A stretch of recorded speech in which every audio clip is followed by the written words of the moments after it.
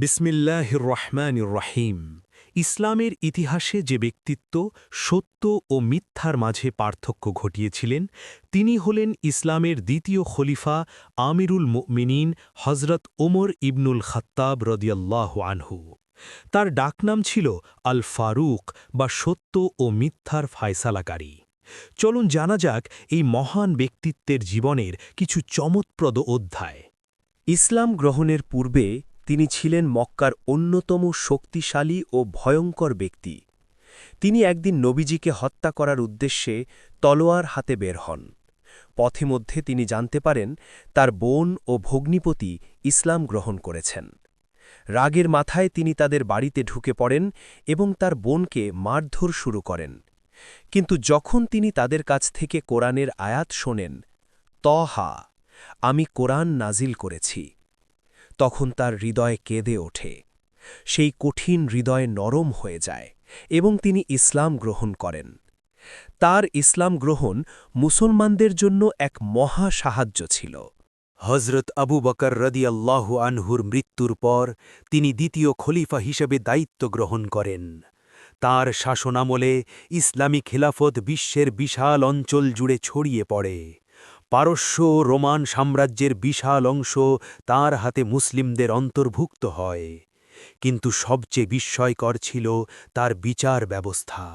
তিনি ছিলেন ইতিহাসের একমাত্র শাসক যিনি রাতে ঘুমাতেন না, বরং মদিনার অলিগলি পাড়ি দিয়ে খোঁজ নিতেন কেউ কি না খেয়ে আছে কিনা।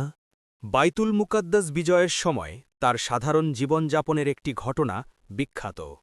জেরুজালেমের চাবিকাঠি নিতে তিনি মদিনা থেকে রওয়ানা হন।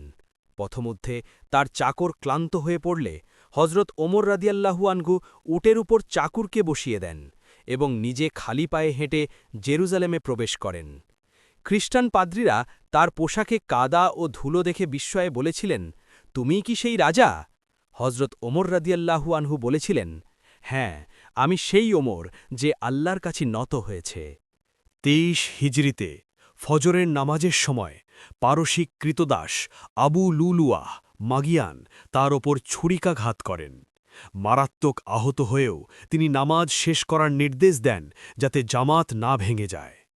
মৃত্যুশয্যায় তিনি কান্নাকাটি করেননি, বরং তার পুত্রকে বলেছিলেন, আমার জন্য কোনো কবর বানাবে না, আমাকে সাধারণ মাটিতে শায়িত করবে। তিনি ইচ্ছে করেছিলেন তার কবর যেন রাস্তার পাশে হয়, যাতে মানুষ চলাচল করতে করতে তার ওপর দিয়ে পা ফেলে। এটাই ছিল তার বিনয়ের চরম পরিণতি। হজরত ওমর রাদিয়াল্লাহু আনহু শুধু একজন শাসক ছিলেন না, তিনি ছিলেন মানবতার শ্রেষ্ঠ সেবক এবং ইসলামের মহান রক্ষাকর্তা। তার জীবনী আমাদের শেখায় কিভাবে ক্ষমতা থাকার পরেও মাটির মতো নমনীয় থাকা যায়। আপনার মনে হজরত ওমর রাদিয়াল্লাহু আনহুর কোন গুণটি সবচেয়ে বেশি পছন্দ? কমেন্টে জানান। আল্লাহ হাফেজ। হজরত ওমর রাদিয়াল্লাহু আনহু শুধু একজন শাসক ছিলেন না, তিনি ছিলেন মানবতার শ্রেষ্ঠ সেবক এবং ইসলামের মহান রক্ষাকর্তা। তার জীবনী আমাদের শেখায় কিভাবে ক্ষমতা থাকার পরেও মাটির মতো নমনীয় থাকা যায়। আপনার মনে হজরত ওমর রাদিয়াল্লাহু আনহুর কোন গুণটি সবচেয়ে বেশি পছন্দ? কমেন্টে জানান। আল্লাহ হাফেজ।